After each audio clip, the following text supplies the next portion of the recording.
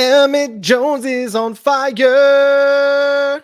We're going to talk about Gracen Harris committing to the Oklahoma Sooners on tonight's episode of Locked On Sooners Live. You are Locked On Sooners, your daily podcast on the Oklahoma Sooners, part of the Locked On Podcast Network, your team every day.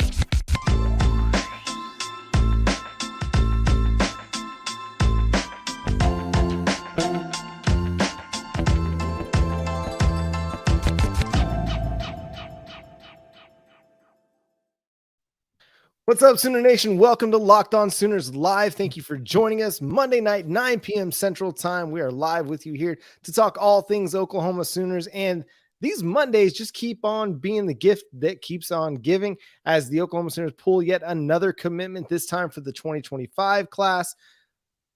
That's Josh Helmer. I'm John Williams. Follow Josh on Twitter at JoshOnRef. Follow me on Twitter at John9Williams. Follow the show at Locked On Sooners. And thanks for making Locked On Sooners your first listen every single day. Gracen Harris, 2025 four-star wide receiver out of Ennis, Texas, commits to the Oklahoma Sooners, the second commitment for the 2025 class. Here we are. We're getting the ball rolling, Josh. Yeah, in total reverse to what happened in really 23 and the 24 classes for Oklahoma. It's off to a fast start with Sperry and now with Harris in 2025. And Oklahoma won out against some big-time programs for the commitment for Grayson Harris, who right now is regarded as a four-star wide receiver via the 24/7 Sports composite ranking. That's a top 200 player nationally, 188 if you want to be precise out there. Number 25 wide receiver and the 32nd best prospect in the state of Texas, which I guess, do we just roll some of the tape and see what everybody thinks out there of one Gracen Harris? So here's a little bit of a look at what Oklahoma's getting. You can see 87 grabs, about 1,400 yards. Right off the top, you'll see Mr. Harris go up and a high point of football, which you love seeing that. Boom, go in the end zone, toss it up for me. I'll go look at what I found and grab that. And then you're going to see John, the burst, the acceleration a lot throughout these highlights. So Emmett Jones, he's gotten some guys that are quick twitch. Look at the making guys miss, get around the edge, and then adios, goodbye. So love what they've added here. I know that you kind of look at it in 24/7 Sports, 3-star recruit according to just the 24/7 Sports ranking. Again, the composite ranking, a little bit higher than that, John. And as we like to say, especially this point in the cycle for a 2025 kid, there's a lot of recruiting shuffling that'll happen here. His punt return skills, I mean, this is somebody, man, get him in space, boom, away he goes. Yeah, the space is incredible, but also for a 5'10" guy to be able to go up and get above the rim like he was able to on that first, highlight, that's pretty impressive. You mentioned the quick twitch, the agility, the speed. It's all there for him. I mean, he's a natural slot wide receiver option for Oklahoma, and it's, again, creating diversity in the wide receiver group. When it first got rolling with Jeff Lebby, and it was Cale Gundy and then LD Washington as the wide receiver coaches, it was big dudes, and then your slot guys were Gavin Freeman you're bringing in, but then you got Jaquez Petaway and Keon Brown, two diverse wide receivers, and then in this 2024 cycle it's already kind of panning out that way, and now you got your quick twitch guy in the 2025 class. He's a great player, and to me, if you're standing out like he has in the North Texas area, I mean, he was, in 2021, he was the offensive newcomer of the year. In 2022, he was an all district first team selection. So he's a really, really, really good player. And like you mentioned, it's early in the recruiting cycle for the 2025 class. A lot of 2025 kids aren't even ranked at this point, which there's one that we'll talk about, here in a little bit. They're just kind of getting their ratings now. It's still a bit early. So to already be a 4-star in most, instances, yes, a 3-star, 2-4 in the top 247 rankings, that's pretty good. That's pretty good. And I'm really, again, liking what we're seeing out of Gracen Harris. Just does a lot of things really, really well for you. Another Texas kid So again, the ability of Emmett Jones to go recruit the state of Texas, that's something that will be a familiar theme, I think, with Emmett Jones going forward. And once again, another one of those relationships, seemingly right, from the state of Texas that delivers with a blue chip recruit for Oklahoma. So man, he's really gotten off to a fast start on the recruiting trail since arriving in Norman. Yeah, I mean, he's been here since January. He's already gotten 3 commitments, 2 for the 2024 cycle and then 1 for the 2023. And then, you want to throw in Angelo Anthony, that's 4, out of the transfer portal. So, I mean, Brendan Thompson. So 5, he's got 5 commitments in 4 months since being at Oklahoma. So I don't think we'll keep that same pace going. He's not going to average a player committed every month. But I mean, that's crazy just what he's been able to do. And it goes to show like how much relationships can matter in this thing, because, a guy that is as well known in North Texas in particular, but across the state of Texas, when coaches are looking to get their players, guys like Grayson Halton, guys like Zion Kearney, another one, KJ Daniels, get them in front of people, they go to the people they know, and so having these relationships that Emmett Jones has in the state of Texas, being able to recruit it as well as he has, it's going to continue to kind of, it's going to be able to create a lot of momentum for them as they continue to build these recruiting classes moving forward. I mean, such a great hire by, Joe Castiglione, Brent Venables, the, Jeff Levy and the staff, like all the way, just recognizing how important it was to get somebody that had strong North Texas ties. They, Brent Venables and his staff, they've done a really good job at kind of creating a footprint for themselves in the Southeast. We know DeMarco Murray's done a really good job on the West Coast, especially in the Nevada, Colorado area. And then now you're getting somebody with legit recruiting chops in Texas. And that, man, that really is a game changer, especially at the wide receiver position where, dude, tons of dudes come out of Texas at wide receiver and end up playing big time college football across the country. It's crazy. No doubt. Yeah. So if you're going to be successful at Oklahoma, and John, we've seen OU recruit nationally. He's, obviously gone and gotten a wide receiver out of the state of Louisiana that, in KJ Daniels that maybe wasn't at the very, very top of the radar, but we see the traits and the speed and the athleticism that we feel like could be a diamond in the rough type selection for Oklahoma. So it's not as though OU's only going to recruit the state of Texas, but generally speaking, you could probably say for Oklahoma, you build from in-state to Texas, and then you get national for OU. And that's kind of been always the building blocks to success for the University of Oklahoma. Starts at home, of course. You don't want to miss in-state, and then Dallas and Houston and the state of Texas at large. If you're good there and you don't swing and miss on a lot of Texas guys, probably the University of Oklahoma is going to be in a good spot. And then you go, in several instances, pluck around nationally a couple of blue chip guys. And I think we see the makings of Emmett Jones and this staff being able to do that. Specific to wide receiver, man, he's clearly flexing the muscle already, his ability to recruit the state of Texas, which you have to do at OU to be successful, man. Well, and not only is he recruiting well, but he's getting Brent Venables and the staff indoors. I mean, they weren't going to have any problems getting into doors. When you're Oklahoma, you can just show up at the door and be like, hey, we're here. And they're going to welcome you in because they want to put their kids out in front of the best programs in the country. And Oklahoma, despite 6 and 7, they're one of the best programs in the country historically over the last 20, 30, 50, 70 years. They are Oklahoma. There's only one, right? But there's something different, and it goes a little bit deeper when you have a guy with the connections that Emmett Jones has, that has those personal relationships and can go to bat and go to the coaches that he knows and be like, this Brent Venables cat, Jeff Levy, these are dudes, Ted Roof, Todd Bates, Miguel Chavis, these are legit good human beings, or, whatever the relationship is, he can vouch for them. And so when they walk in the door, it's like they've kind of already got a stamp of approval from somebody that knows them, as opposed to in some instances where they might walk in blind a little bit. Now, Brent Venables and his staff they've been working and creating their own footprint. It's not all Emmett Jones. I mean, they've created a nice pipeline with Denton, Denton Ryan, Denton Geyer, like the Denton areas. They're doing a lot of really good work. The Allen McKinney Frisco area, they're doing a lot of really good work too.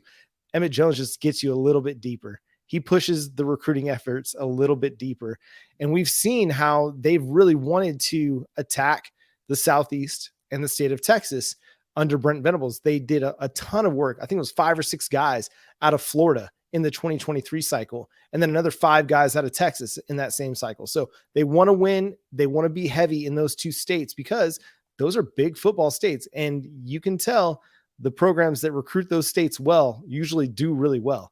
And that's going to continue to go really well for the Oklahoma Sooners as Emmett Jones is there. But even as they begin to win again, and, Brent Venables is able to say, look, that 2022 season, that's an aberration. We are going to be an elite program again. All of the elite players are going to want to play, or not all of them, but a lot of the elite players are going to want to play for Oklahoma, just like they always did. 3 blue chip guys already for Emmett Jones, and 2 other commitments to speak of. Andrell Anthony, we'll see.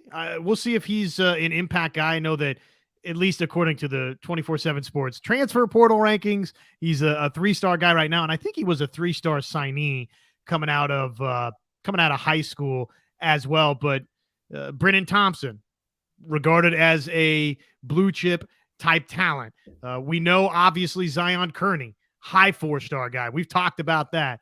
We'll see about another name very shortly, right? Wide receiver in this 2024 class that it seems like Oklahoma's trending well there. And KJ Daniels, we've talked about, could be a riser along this board. And then obviously what you've gotten here in one Mr. Gracen Harris. So this is somebody in Emmett Jones, again, that it's not only, to me, John, what we talked about, that you got to be able to recruit the state of Texas well, which he's already, again, come in with that pedigree, that track record, and backed it up. But then, obviously you want to go get talented guys. You want to go get blue chip guys too. And right now he's batting 60% and maybe better in that regard by the time, obviously, the 2024 cycle completely comes to a close. Yeah, we're going to see where this ends up, but I mean, so far so good. And again, you were kind of alluding to it, but it's Bryant Wesco, the 5-star wide receiver out of the North Texas area that Oklahoma is trending in a really positive direction for. No timeline on his commitment, but still things are looking really, really good. Got to finish the race, but with what Emmett Jones has done so far, there's little doubt that he's going to be able to continue to pull in high quality, high talented recruits. Another guy, top level prospect that we got to talk about that all of a sudden now seems to be heavily, heavily trending toward Oklahoma. Still, we got to see it to believe it, but looking really good. That's David Stone. We're going to talk to you about him after the break. Speaking of the break, make a fast break to FanDuel during the NBA playoffs. That's because right now, new customers, no sweat, first bet up to $1,000. That's $1,000 back in bonus bets if your first bet doesn't win. How about Philly strolling into Boston minus Embiid? Little stunner in game 1. I am so excited about what these Western Conference semifinal matchups are going to look like here, but that's neither here nor there. There's no better place to get in on all of the NBA playoff action than America's #1 sportsbook over at FanDuel, FanDuel.com/lockedon, to get your no sweat first bet up to $1,000. FanDuel, an official sports betting partner of the NBA. So Josh, 3 more predictions came through. I mean, maybe we could call it just 2 more recruiting predictions came through. I'm sure y'all have kind of seen it, but a lot of movement on the recruiting sphere. Several recruiting sites into the transfer portal. Sooner Scoop is now with On3. OU Insiders is now with Rivals. And Sooners Illustrated, which I guess is some throwback publication from a long time ago, is now taking the reins over at 247 Sports. All that to say, Josh McCuistion kind of reissued his prediction favoring the Oklahoma Sooners to land David Stone. It was a Rivals Futurecast. Now it's an On3 prediction.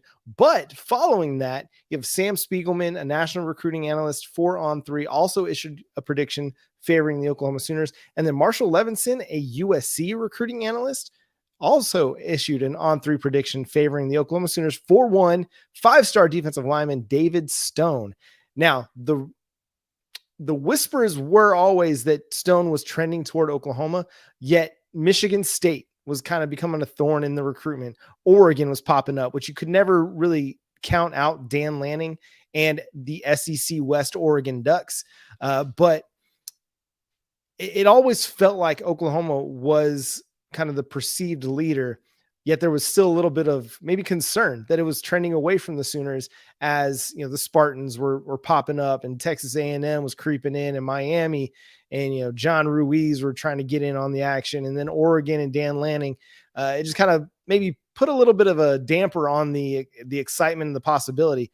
But with Gerald McCoy, getting his recruiting pitch going for David Stone and being able to host Stone in Norman for the spring game, it looks like things are back heavily in Oklahoma's favor now, trending toward a commitment at some point from David Stone to Oklahoma. Yeah, the 1st of May, really, I guess the end of April into 1st of May was pretty interesting from the Oklahoma reporting perspective. Wish everybody continued great success, by the way. I'm sure that I have no doubts that Kerry Murdoch and their crew at Sooner Scoop is going to continue to provide sensational coverage. I know that Brandon and Parker over with OU Insider Jump into Rivals, they'll continue to do so. And I'm excited for my man, Mr. Colin Kennedy, who, once upon a time back in the day was an intern with us.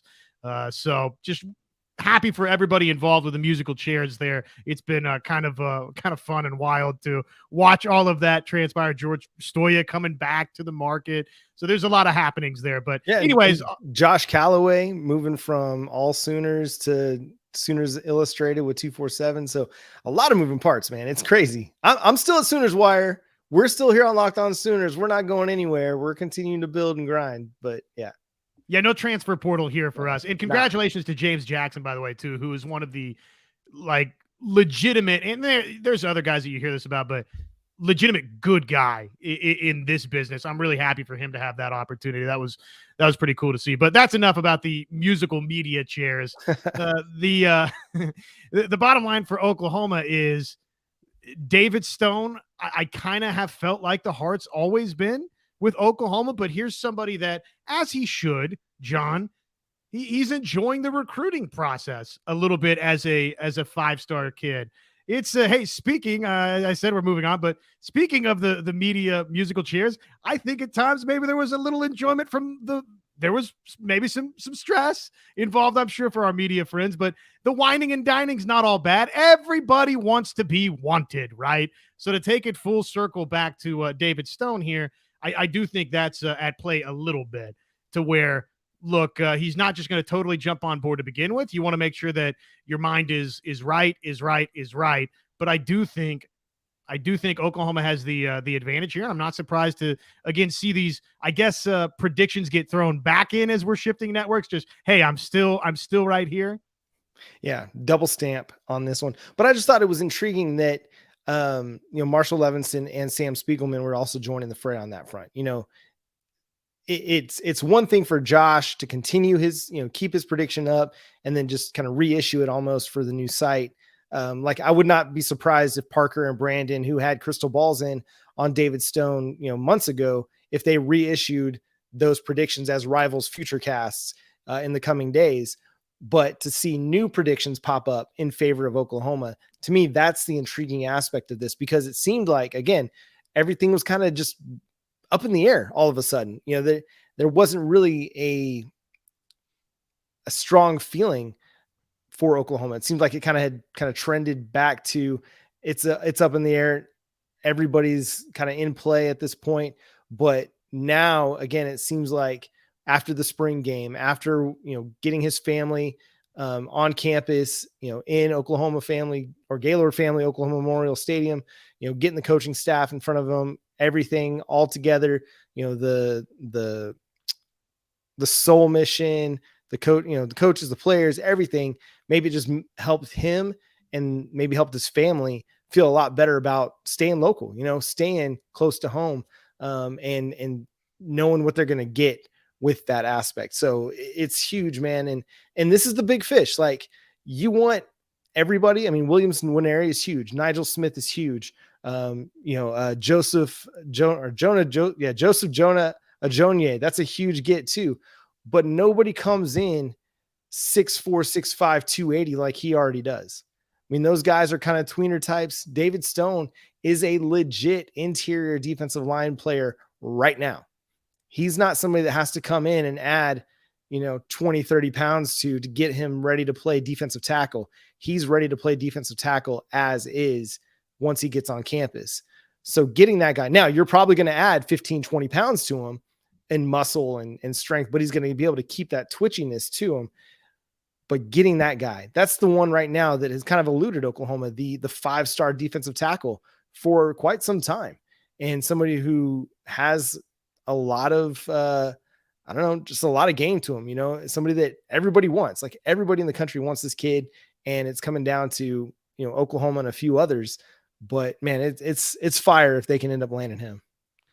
Well, and getting him to come back for, to be there for the spring game. I know he's visited Oklahoma a bunch, but having him in-house was a must for Oklahoma in this recruitment. It would have been, not a doomsday sentence entirely, but you would have not been as optimistic if he wasn't there, but he's on site. And, again, for Oklahoma, I agree with what you said. It could still be honestly, John, because of the names on the board, if every other name went Oklahoma's direction in this class up front, it could still be an amazing class, in the interior of the defensive line, for defensive line in general, if David Stone wasn't a part of it. But just from like Weston says right here, can't miss on the top player in the state. The ties back to the state of Oklahoma with this recruitment feels like, for the fan base, it's paramount that after some misses, yes, I'm looking at you, Mr. Hicks, after some recent misses, that this is one that Oklahoma needs to lock down. And it starts there in this class with Oklahoma, even though, again, I think that if they got everybody else on the board, it would still be a great class, but there would still be that faction of the fan base that's like, but you didn't get David Stone. It's the must have. I mean, you kind of have them every cycle. This is the one that you feel like you got to get. You absolutely got to have. Because again, like I said, he's the one that you can, we talk about PJ Adebare coming in as a true freshman and being a significant impact player. It's because he's built for it already. That's the same thing with David Stone. He's built for it. He's already ready to go. Obviously he needs some, work with Schmitty and the strength and conditioning staff and with Todd Bates. You're just refining things, getting the playbook down, but otherwise physically he's almost ready to roll. So you land those guys and then you just have to build on what they've already got. That's huge. People asking about Zadavian Sims. I think Oklahoma's still very much in play for this, even though Michigan State, Mel Tucker, they've made a really strong impression on him and several other Oklahoma prospects. Zadavian Sims is still very much in play. Was up visiting Oregon during the spring game weekend, and it's kind of the same players, right? It's Oregon, it's Texas A&M, it's Michigan State, it's Oklahoma that are all kind of going in on this. But talking to Parker, like, he would not be surprised if this is a class that takes 6 defensive linemen, where not just inside or outside guys, but as a whole, and seeing maybe like a Williams Nwaneri, a, Joseph Jonah Ajonye, David Stone, Zadavian Sims, Nigel Smith, maybe Danny Okoye, as Eric's mentioning as well in the chat.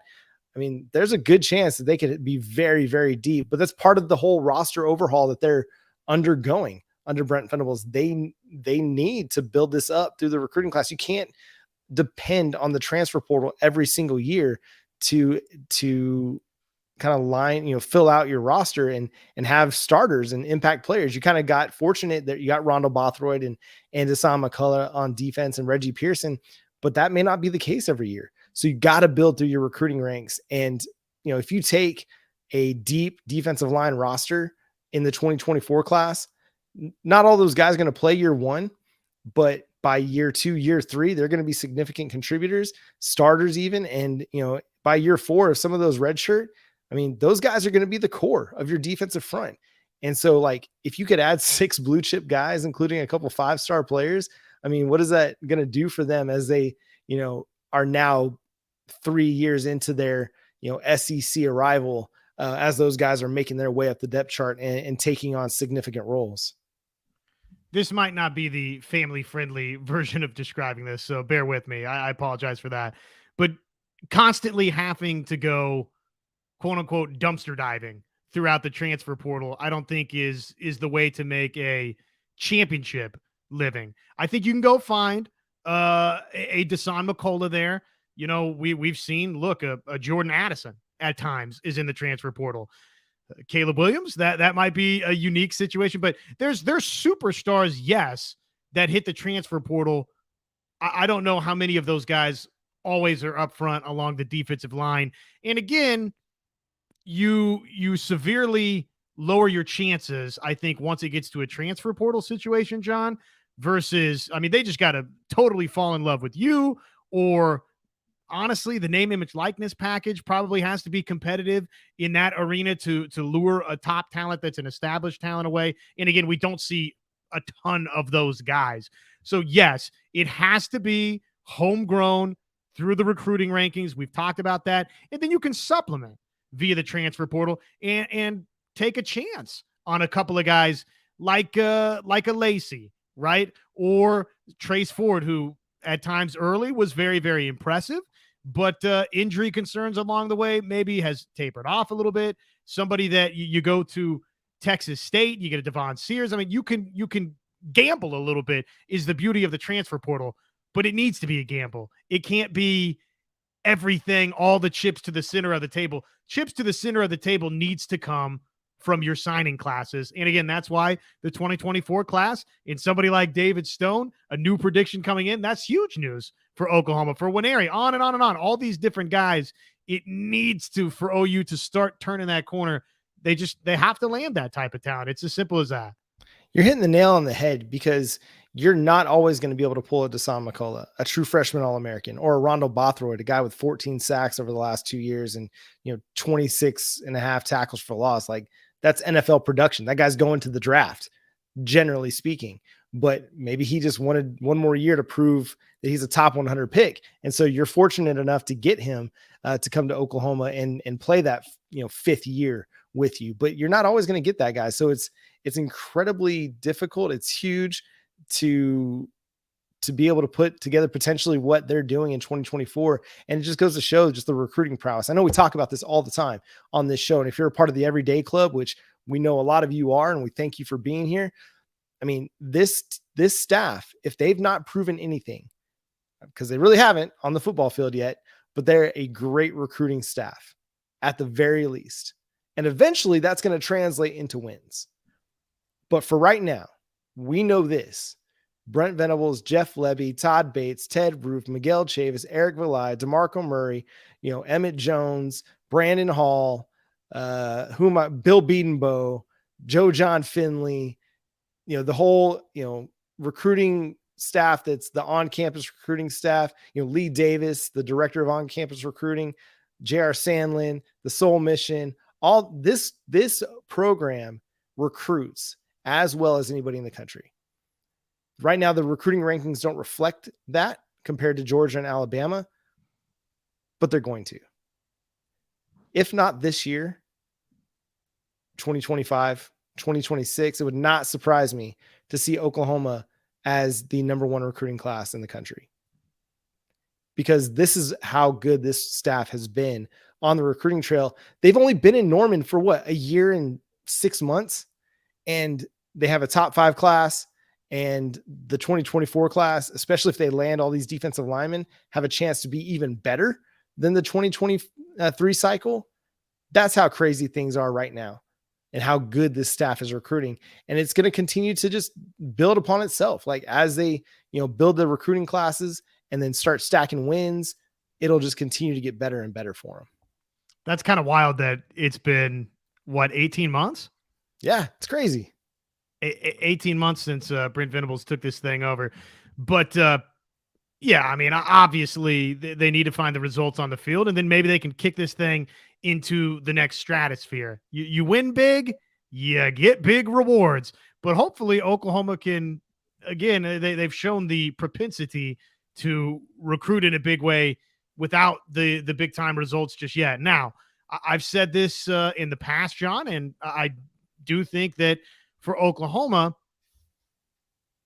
if you don't win, you start to get a little nervous that can you match what last year's class was into 24, into 25, into 20? Eventually, rubber has to meet the road, right? Or rubber does meet the road, and you either put up or you shut up, and you keep recruiting well, and maybe it gets even better and better and better, or you're going to be looking for a different staff in Norman, Oklahoma. I tend to believe that things are about to improve for Oklahoma, that there's signs that these additions that they've made out of the transfer portal combined with the in-house growth is positioning Oklahoma, and the schedule, man. I mean, this schedule that is navigatable for OU, I just keep coming back to that they can go win 9-10 games on this schedule, and the staff's already recruiting the way that it's recruiting right now. So then all of a sudden you combine it with 9-10 wins, maybe a Big 12 championship, and look out, who knows what this staff can do. And if they can do that and capitalize right here with these defensive lineman recruits and get this class into signees, John, then all of a sudden we can look back, hopefully, at 2022, and it's just this nasty blip on the radar. It's like a spooky COVID year. It's just like, did that really happen? Did we live through that 6 and 7 year? What was that season? Hopefully we can get to that point down the road. I don't even really know what you're talking about. I 6 and 7, that doesn't ring a bell. It's a mirage, I think. Somebody might have seen it off on the horizon when they were wandering through the desert. Another player that is continually trending toward Oklahoma, unsurprisingly, included the Sooners in his top 5. That's 5-star tight end in the 2025 class, Devon Campbell. Again, the Oklahoma Sooners are well positioned for this recruitment. The relationship between he and Michael Hawkins is very, very strong. It's been well documented by guys, again, like Parker Thune, Brandon Drum out there on the recruiting trail. He is a former Allen High School kid, transferred out to Los Alamitos to play his junior and senior year. But again, heavily favored to go to Oklahoma. That to me, that's a big get. If Oklahoma again is able to land him, because you add these guys that are 4-star players, and man, that's fantastic. But how often do you get a chance to land a 5-star tight end prospect?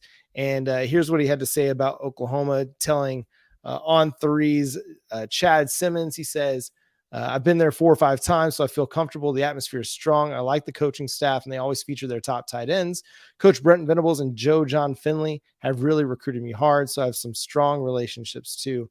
And I did say Campbell. I did mean Mitchell, son of a donkey. I meant Mitchell for sure. Thank you. Drew, I appreciate you. I get all these Mitchells and Campbells and all these things mixed up from time to time. I'm just really glad that I wrote Mitchell when I wrote the story about it earlier today for Sooners Wire. That makes me feel really good.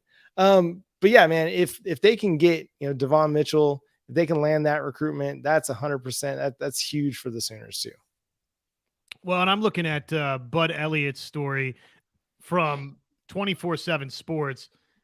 I'm trying to get you just the key notes from it, and maybe I can just find this. Maybe I can just find this on Twitter where I saw it earlier today. But long story short, and you've heard this before, this is not me breaking any news to you, but the large percentage, overwhelming percentage of players that were drafted in the NFL draft's first round and that happen over a significant portion of time, guess what? They're 4 or 5-star kids. They're 4 or 5-star signees. So stars, I get it. They're not the end all be all. And I would never tell, even a 2-star kid. I mean, there's some 2-star guys that for whatever reason, John, whether they just keep developing physically or they get with the right coaching staff, they just get better and better and better.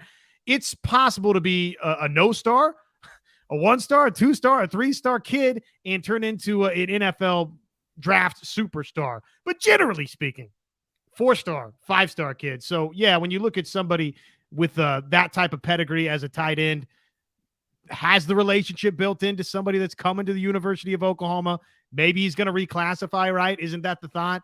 That maybe he'll jump up from 25 to 24. So look, you've got one piece of the puzzle already. that has to have you in good footing. And I think, didn't he quote tweet something from Parker the other day from last night, right?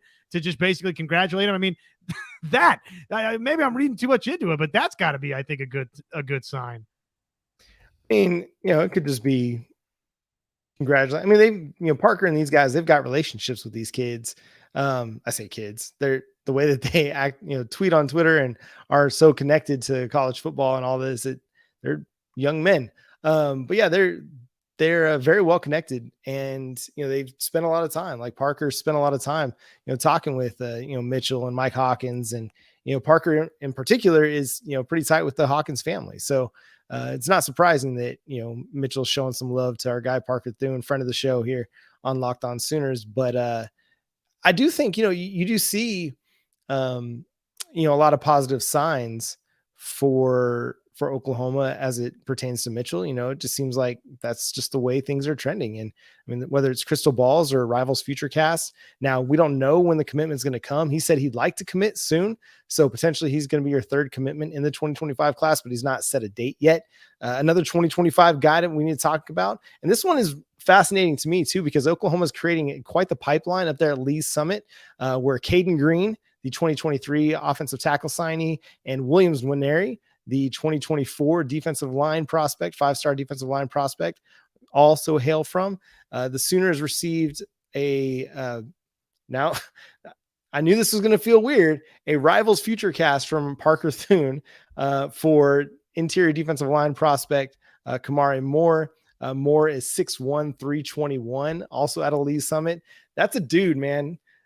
321, 6'1" as a 2025. So he's a rising junior. Like he's going to be a junior this fall. That's a one tech. That's a nose tackle prospect right there. He's not rated on 247 Sports. I didn't look to see if he was rated on On3 or with Rivals yet, but that to me, that says something. One, that again, they're prioritizing the interior defensive line. They're trying to find guys that are going to be really good against the run, really good. I mean, this is going to be a run stuffer. Like that's who he is.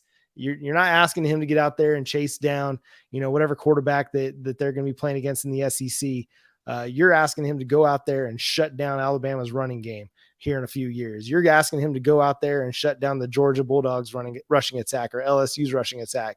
If they're able to get this kid, Kamari Moore, out of Lee's Summit, I think it definitely sets this thing up. Like, not only are they recruiting Kansas City well, because that's where Adepoju Adebare is from, but Lee's Summit is becoming a Oklahoma Sooners pipeline for these top targets. No doubt. Yeah, there's a lot of talent right there at Lee's Summit North.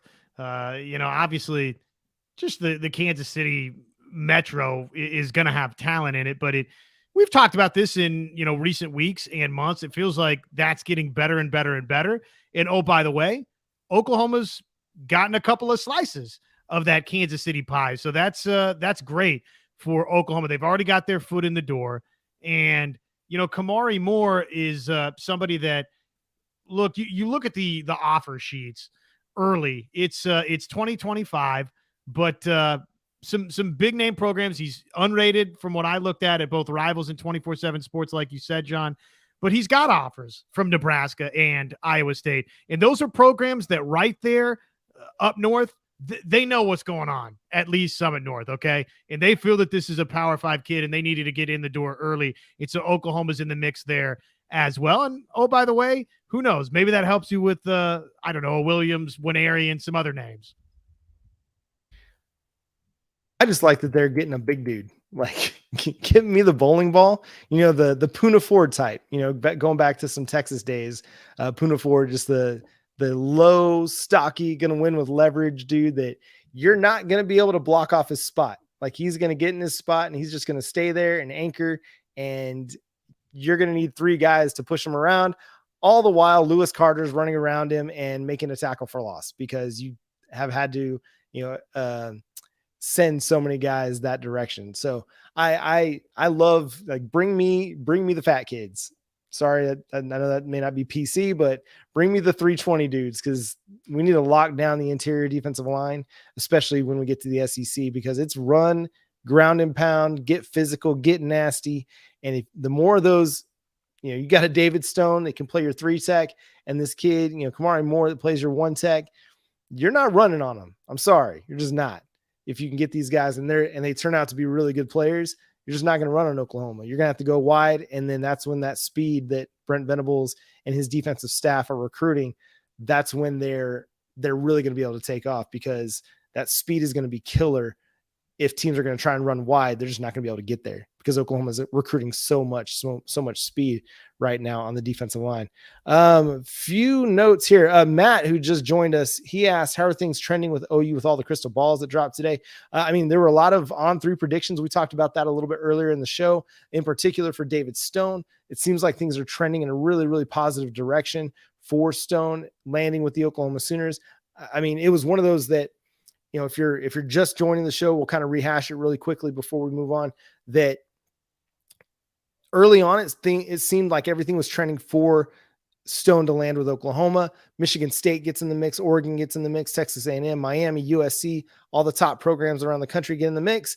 And, the positive feelings, the positive vibes kind of died down for a little bit. And everybody, I don't want to say worried, but everybody was kind of hedging a little bit, right? They were just kind of sitting there thinking back like, maybe not. We'll see. We'll kind of see where this goes. And then now, after hosting David Stone back in March for an unofficial, and then again for the spring game in April, it seems like things are trending now again heavily and very positively for Stone landing with the Oklahoma Sooners. Which again, must get in this class for Oklahoma. And there's a couple of those up front. We talked about the Lee's Summit North kids. Williams Winery is gigantic in this class. And then, you land somebody like that, Isaiah Mosey. Does he have, he's got one prediction into Oklahoma. Mosey is a wide receiver in the 25 class for Lee's Summit North that everybody likes. He's, I guess, really high on Oregon and Tennessee as well. Arkansas, Georgia. There's a bunch of big name schools in the mix for Isaiah Mosey, who's regarded in the 25 class as a top 100 guy, John. So not only do you want to close the deal on these 24 guys because flat out Oklahoma needs defensive line help, but Lee's Summit North, all of a sudden you get one domino to fall, and all of a sudden, not that it's a sure thing, but we all like to be somewhere we're comfortable, right? I like doing this show because I like John. John and I get along. It's an easy show to do. We're friends. I like going to college with my friends. That was how I went to the University of Kansas with high school friends. So not a lock it up, throw away the key situation, but you get one name in the door, just like we were talking about with Hawkins and Mitchell. With Mitchell. Yeah, you get one, gives you a much, much better chance with the other. I just realized who I was thinking of when I said Devon Campbell. He was the guy that chose Texas over Oklahoma when it seemed like he was heading toward Oklahoma, the offensive line prospect in the 2022 class. That's where that came from, that old recall brain. Weird how that just pops up. It's funny. I was actually thinking about him the other day because I was thinking about Texas's offensive line and the depth that they've got there. And I'm like, what Devon Campbell's up to? Where's he at? Does he need to find a new home? Just thinking to myself, really not writing that anywhere or putting that out there in the universe. I hope he's happy. Hope he's doing well. But you want to come back to Oklahoma, I think. No, man, it's really cool to see how they're continuing to build and build and build on what they've done, and they're continuing to build just straight out of Lee's Summit. That's a place that's becoming a powerhouse, for recruiting and for prospects. Like it's as good as it seems to be in. You compare it to North Texas. Oklahoma wants to get guys out of that place. So what else, Josh? Anything else that no, Jenna, we haven't talked about Cullen leaving, another transfer portal departure for the Oklahoma Sooners. Honestly, that one kind of flew under my radar a little bit over the weekend, just with all the softball stuff happening. And then out here in Tahlequah, there was the Red Fern Festival and my father-in-law's birthday. So got kind of busy, but another, transfer portal departure for the Oklahoma Sooners. But again, like it's been for guys that have transferred out this offseason, not really a guy that was going to probably get much playing time for the Sooners. Yeah, unfortunately, entering the transfer portal right up against the tail end of that second portal window. Had to get into the transfer portal, submit your paperwork by April 30th. They, initially that date was set to be for the transfer portal, the second window, May 1st to the 15th. They moved it up 2 weeks to April 15th to April 30th. And obviously the 6'4", 352-pound Montgomery entering the transfer portal. So, or he arrived that way and then lost a bunch of weight. And anyways, didn't quite work out here. Wish him well. And who was it? Harmon entered the portal as well. Is that the final transfer portal defection from Oklahoma? Yeah. Damon Harmon leaving. And I mean, that's just a sign of the depth that they have at safety. This was a kid that actually was getting some playing time last year as they were kind of having some attrition due to injury. But man, with Billy Bowman and Key Lawrence and Reggie Pearson and Peyton Bowen and Robert Spears Jennings, and you can even throw Makari Vickers out there at safety. He's got some versatility, and Jacoby Johnson's going to be coming to town, and Eric McCarty's in town recovering from his, his ACL. Like, safety's deep. And like, if you weren't breaking in when it wasn't very deep last year and you were only getting playing time because of the injuries, and I'm sorry, like, you feel for a kid who was recruited under a different staff and really didn't find the opportunities in the playing time with the new staff. But it's just kind of the way the cookie crumbles a little bit. And it's probably just best for everybody to move on. Yeah, no, that's exactly right. Want to get an opportunity, and at Oklahoma, safety just feels like it's getting better and better and better. And you're going to have to be elite. Going to have to be elite to get onto the field. And hopefully that's going to be the case for Oklahoma. We keep talking about these defensive line potential signees in this 24 class for OU. Hopefully that's the case at all levels, because Oklahoma has been upgrading its talent. Bowen and others in the defensive backfield. It's just a different world at safety right now. And frankly, it's getting that way at cornerback too, which is good for Oklahoma. I mean, that's just an area. This defensive backfield's been a tortured position group for quite some time for Oklahoma and for Oklahoma fans. And it's got to meet recruiting rankings, have to meet production on the field. We've seen, I think, a good bit of that from Billy Bowman. And we saw some serious sizzle and flashes from Peyton Bowen throughout this spring. Now it's got to happen next fall and into the games that matter. Cincinnati, the Big 12 games, obviously the Red River game.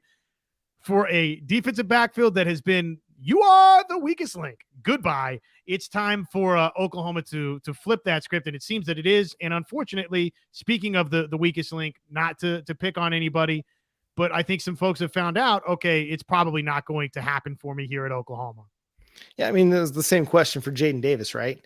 A guy that played a lot. He actually played a lot of snaps for Oklahoma, but found that his kind of role was diminishing. It was going to diminish. He just wasn't going to find the same playing time as even guys like Makari Vickers and Josiah Wagner were coming into town. Like, as true freshmen, the coaching staff can't speak highly enough of these guys. And Kendall Dolby coming in through the JUCO ranks. And then, everybody's expecting a better season from Woody Washington, who had a solid season last year.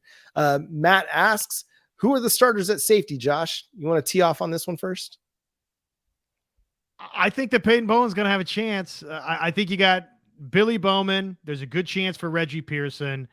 And then I think Peyton Bowen's going to get serious snaps based on what I saw throughout the spring. I know we're out over our skis a little bit, and that would be irregular, but 5 stars are, inherently a little bit different, as the kids say. So, I mean, those would be the 3. Am I missing a name?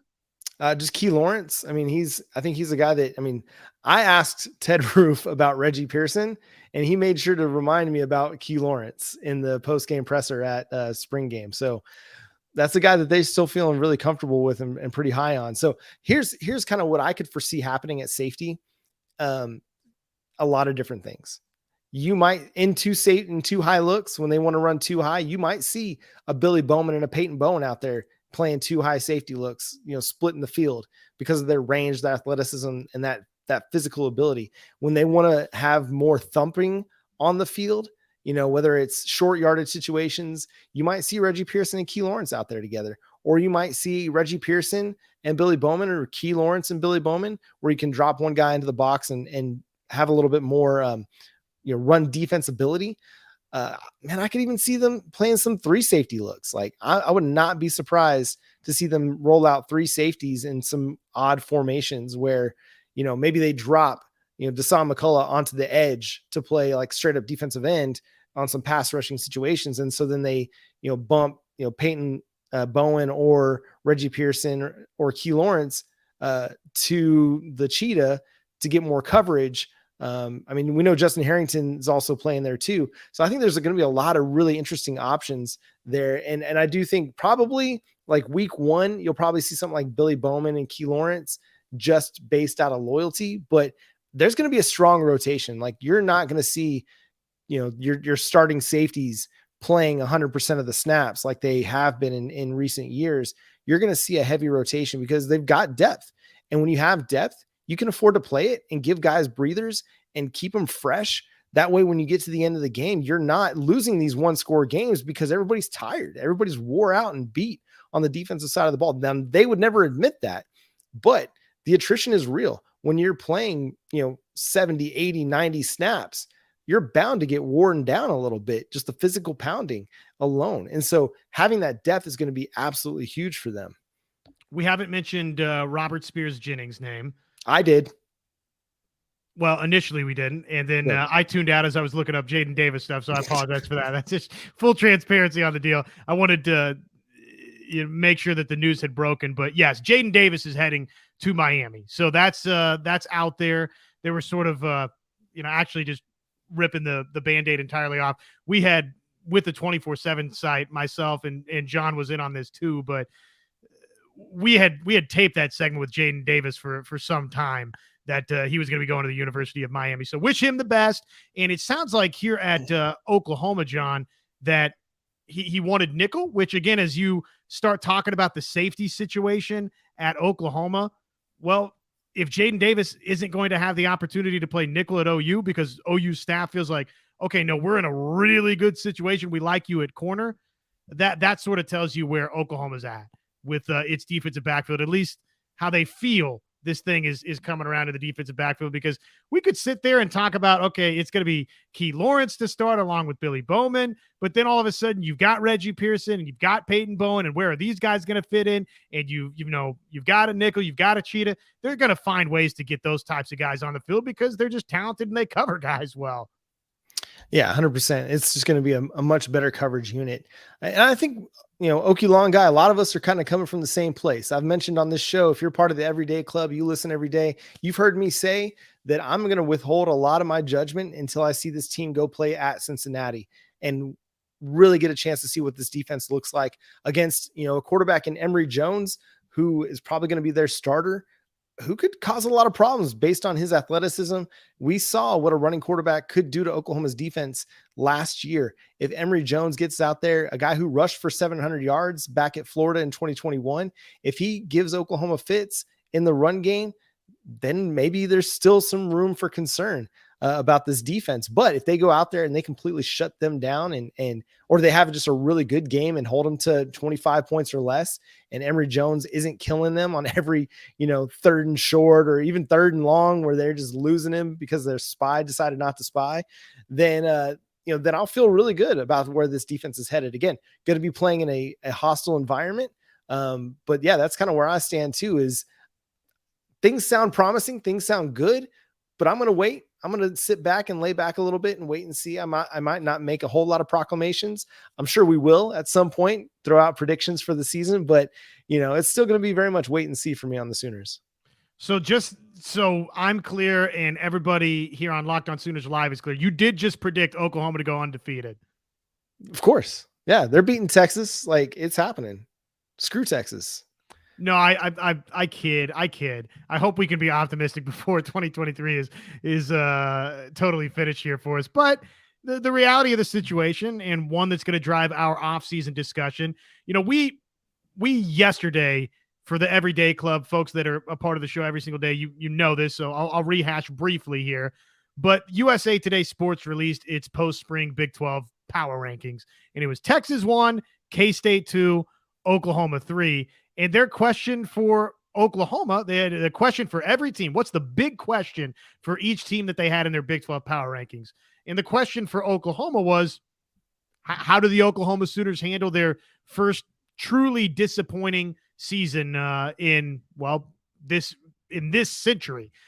And yes, that is no doubt a fair question. And it's, big picture, that I could see where you'd go there. But for me, John, and this just going back to the schedule and where are we going to know that this defense is good?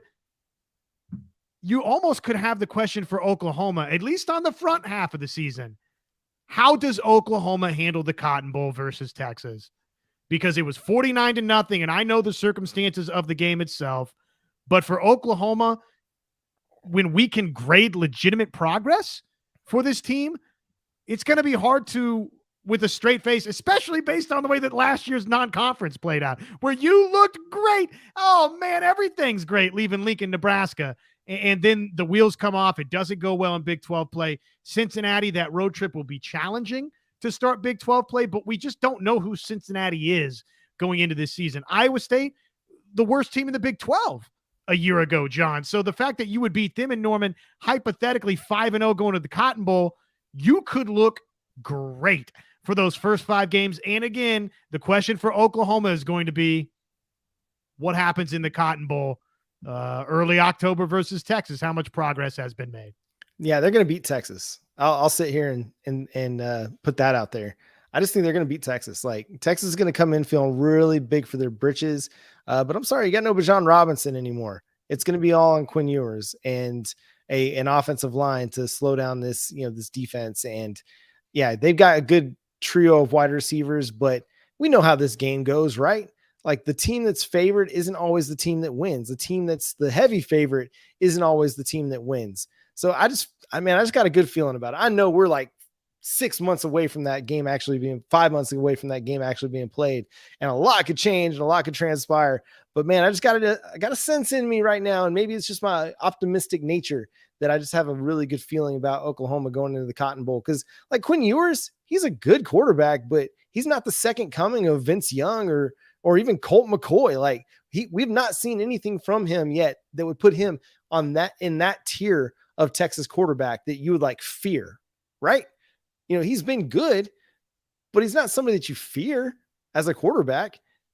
Could that change? And maybe by, the October 8th, weekend, I might feel differently. But right now I'm just like, okay, he's good.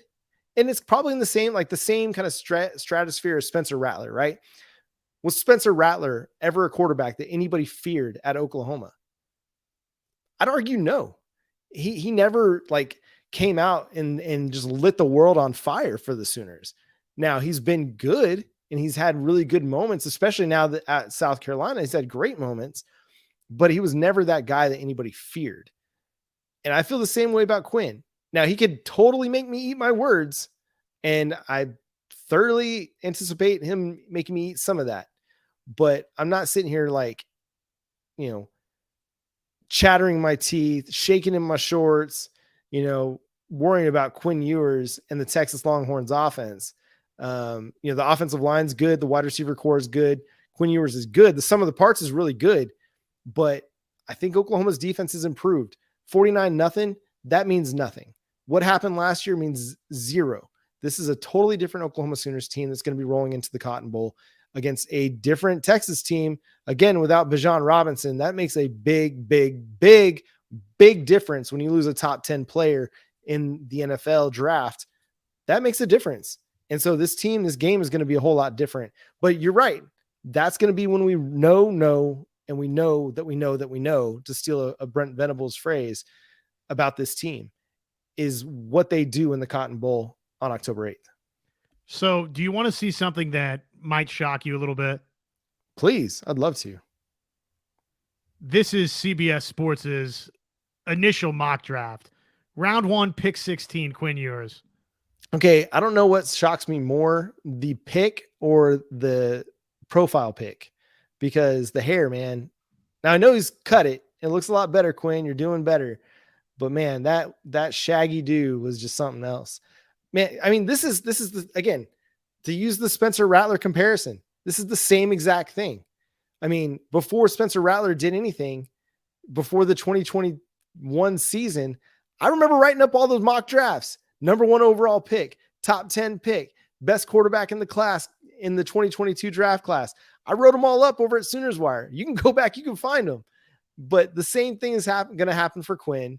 That Texas Longhorns, profile, that propaganda that's going to continue to build his profile and create this wave that is going to, I mean, potentially lead. Now, he's not going to be the number 1 overall. That's Caleb Williams. I don't think anybody has any question about that. It's Caleb Williams, unless he decides not to come out, but he will. But Quinn Ewers being a top 20 pick right now, that's all based on the fact that he was a 5-star quarterback at one point in time, played for Ohio State, was at Ohio State, playing for Texas.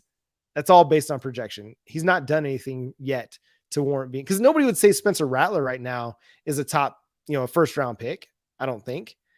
The same could be said for Quinn Ewers. Well, if you thought that was exciting, wait until you look at this. I mean, number 5. Washington deserves it. Washington deserves it if they pick Quinn Ewers at number 5. Like, that would be the very Washington Commanders thing to do, is pick Quinn Ewers at number 5 overall. It's crazy though. It's the way too early NFL 2024 mock drafts, and they're designed to generate John and I responding, to generate you and everybody else trashing their mock draft and sharing it on social media and laughing. And yet everywhere you look, John, Quinn Ewers is viewed as this first round guy. And in a lot of cases, a top 15, top 10 type 2024 NFL draft pick. So not saying that is, guaranteed not going to be the case, but where we sit right now today, May 1st of our Lord and Savior's year 2023, dude, there's a lot of improvement that got to happen for Quinn Ewers to be anywhere close to any of that. Then again, we're living in a world where Anthony Richardson went number 4 overall, so maybe there doesn't need to be any improvement. That's cool. I mean, that's true. He does have a lot of traits that NFL scouts are going to really be excited about. But man, I got to see more. I got to see more production out of him. And I get it. Dylan Gabriel's not a quarterback that anybody's going to fear either. I just think that what you're getting with Dylan Gabriel. There's a really steady floor out of Dylan Gabriel, and he keeps you close in football games. Even if they start off a little bit rough sometimes, he's going to keep you close in that. A few more questions that, Josh, we got to touch on. Man, you guys are awesome. This has been a lot of fun, and I don't even mind that we're going a little bit long tonight. But let's do this. There's a basketball question here. Any thoughts on the transfers that Porter Moser has brought in?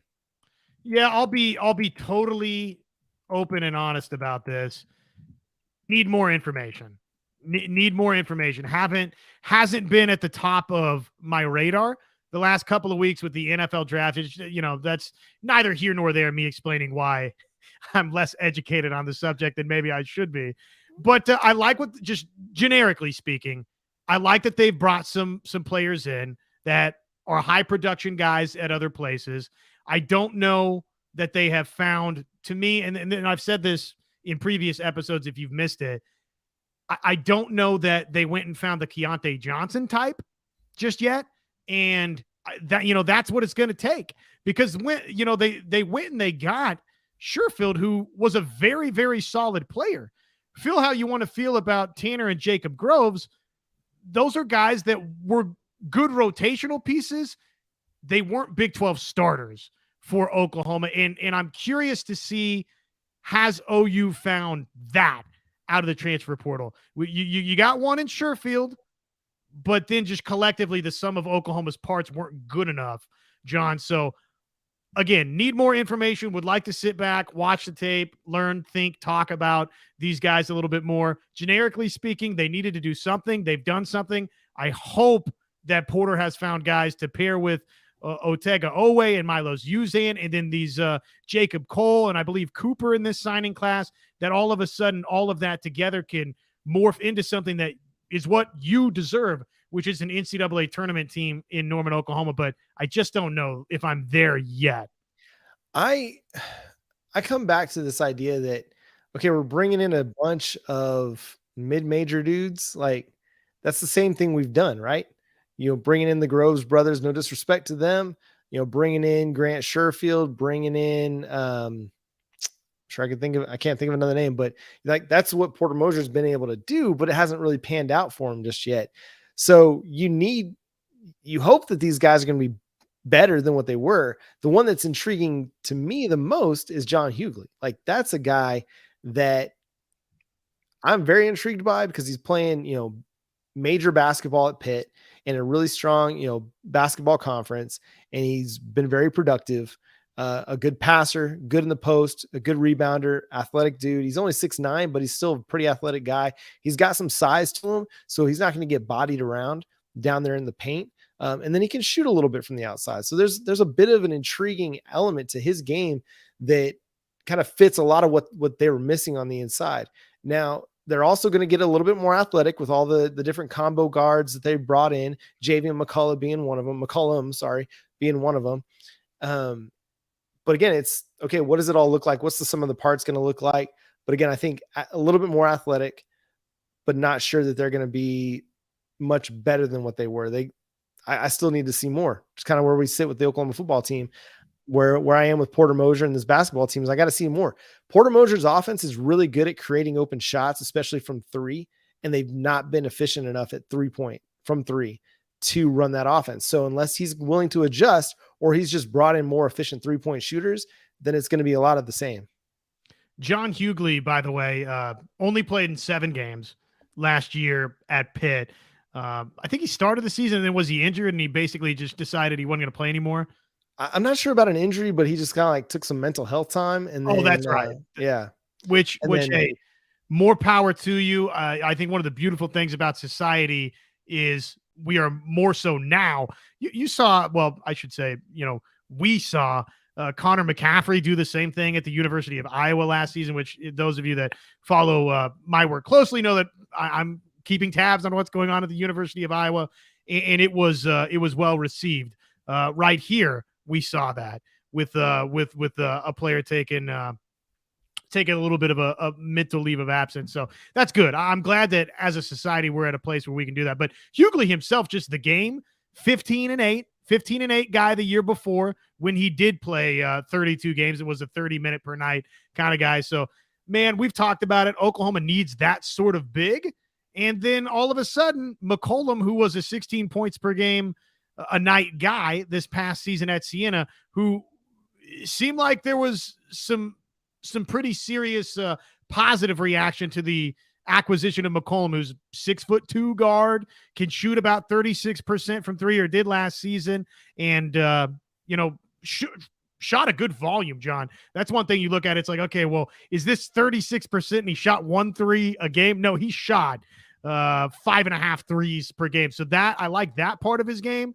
Averaging 16 points, obviously was a key cog for his team. So all of that, you pair it with, again, the growth, hopefully, of an Atega Owe, of a Milos Uzan.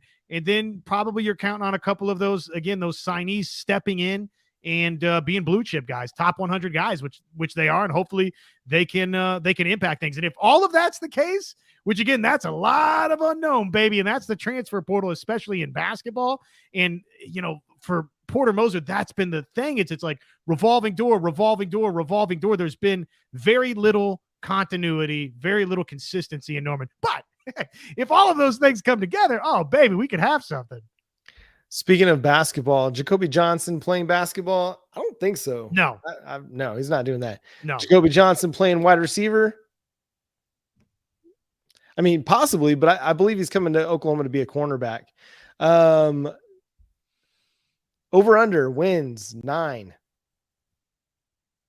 For Oklahoma? Yeah. I'm going to take the over. I just, until OU shows me the negative, that this is a program that's going to be Texas-ish and have back-to-back bad seasons.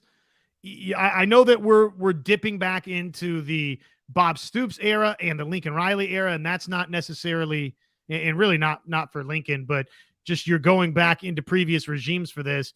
But 14 was followed up by a really good 15, and so on and so forth. I mean, every down year the last quarter century or so, John, has been followed by a response from the University of Oklahoma. And oh, by the way, there's nothing of note in the non-conference portion for Oklahoma. It'll be win, win, win.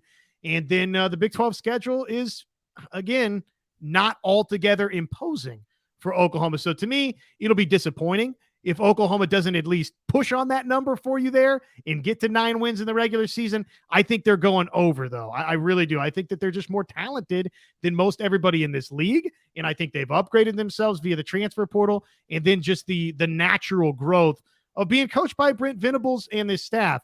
We don't have to run down the statistics tonight, but the track record from Clemson tells us year 1 to year 2 to year 3 at Clemson, they got much, much better defensively to the point where in year 3, basically they were the nation's best defense. So I'm not saying Oklahoma in year 2 is going to be the nation's best defense. They were terrible a year ago, but I do think it's realistic to say this defense can, just by being better in key situations, John, improve radically to a top 50 type defense.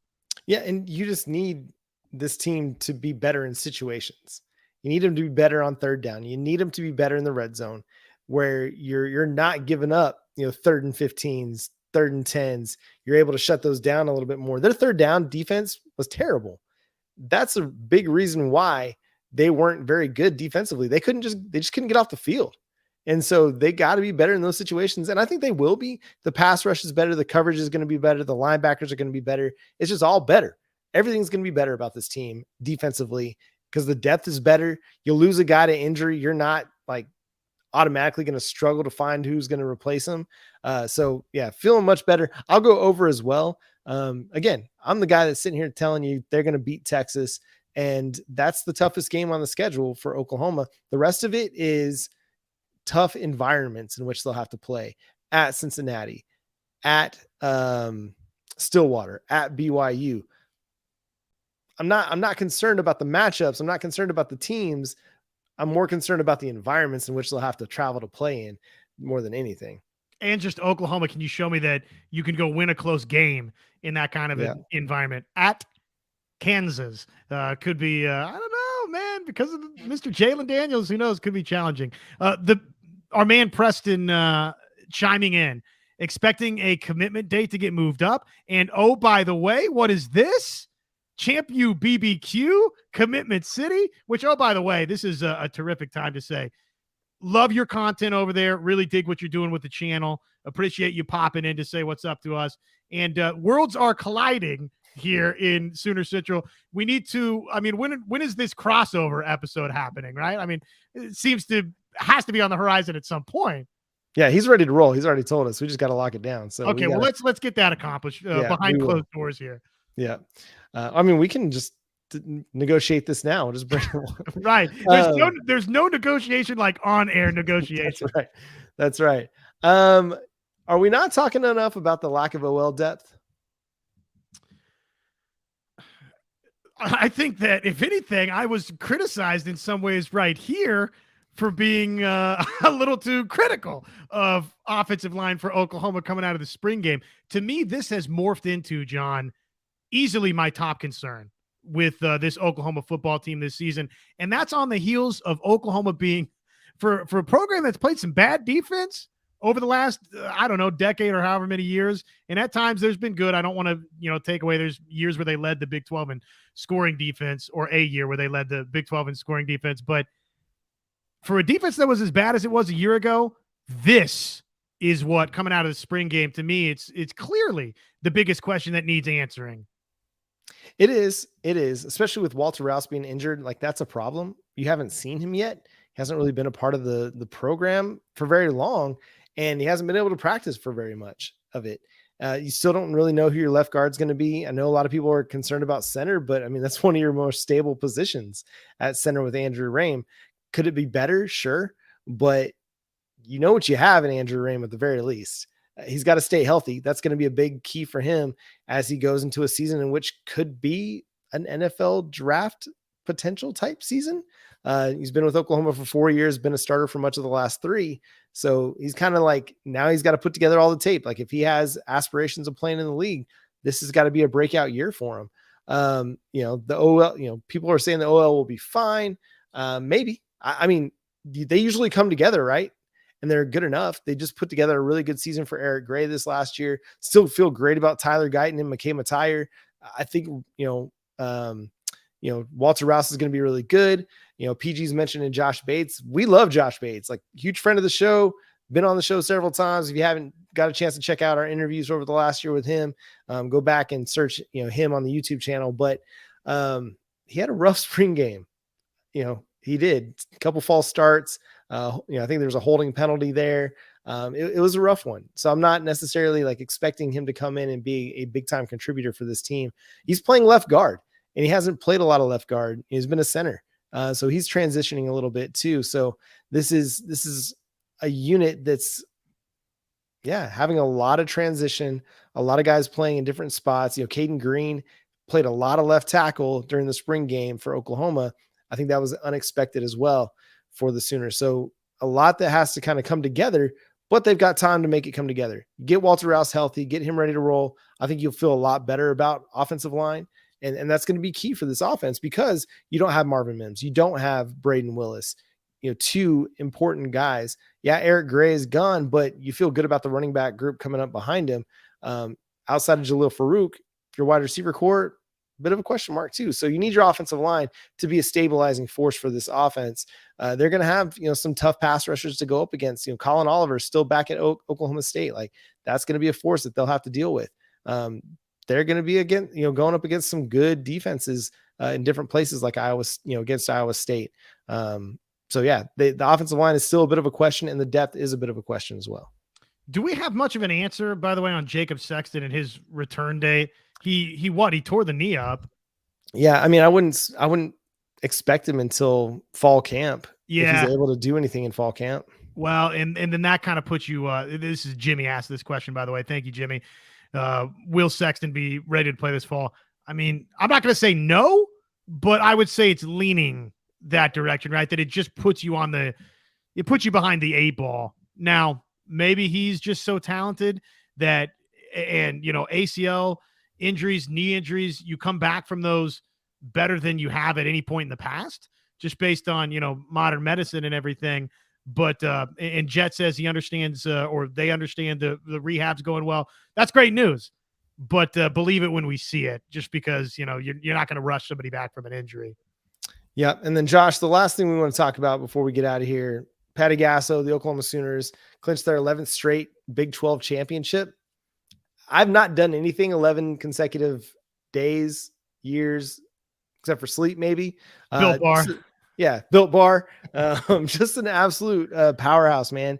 I don't think we have enough superlatives to throw on this team at this point. I mean, they're just doing incredible things in this past weekend against Kansas. Only allowed 2 runs, couple run rule wins, and then an 8-2 win to close out the series on Sunday to clinch the championship. PG brings up a question: softball in the football stadium, make it happen. Hey, Patty is bringing it up. She's going to talk to Joe C about it.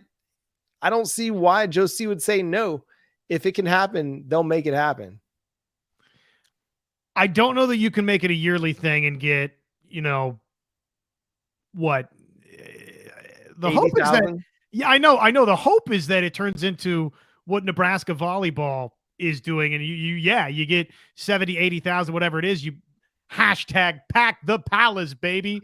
I think you can do it once because of and maybe I'm dead wrong on this because it's Oklahoma softball. It's a juggernaut. And one thing that is definitively true about Oklahoma fans, as much as, at times we'll criticize OU fans for, okay, get louder, get more aggressive, or why are you not engaged in this sport? And, oh, well, we want to win, or there's this excuse or that excuse for why we're not supporting. When Oklahoma fans, when there's somebody that walks up to the podium, walks up to the lectern and questions Oklahoma fans, or even just kind of puts it out there that, okay, it's time for Oklahoma fans to step up to the plate, Sooner fans step up to the plate. So there might be enough of that to where if you did it, it would work and you could get 80,000, but I just don't know. The novelty The novelty portion of it, I strongly believe you could do it once. Now, year after year after year, I don't know, and it would depend upon, obviously, who's the opponent and all those sorts of things. I love the idea. I'm here for it. It would be so cool to see, but just the Big 12 championship itself, I mean, dominance. The team's won, 37 consecutive games now, okay? It's another year where they've gotten this late into the season with just the one blemish to Baylor. I still don't know how they lost said game to Baylor, but just, I mean, laid Kansas to waste, put them out to pasture, a couple of run rule victories, 8-2 in the finale. It's just dominance. I don't see where there's anybody else out there that keeps OU from its ultimate goal. It's just hard to see that. And what's really, really fun for me is they go into Stillwater for what could be their last trip to Stillwater for the foreseeable future.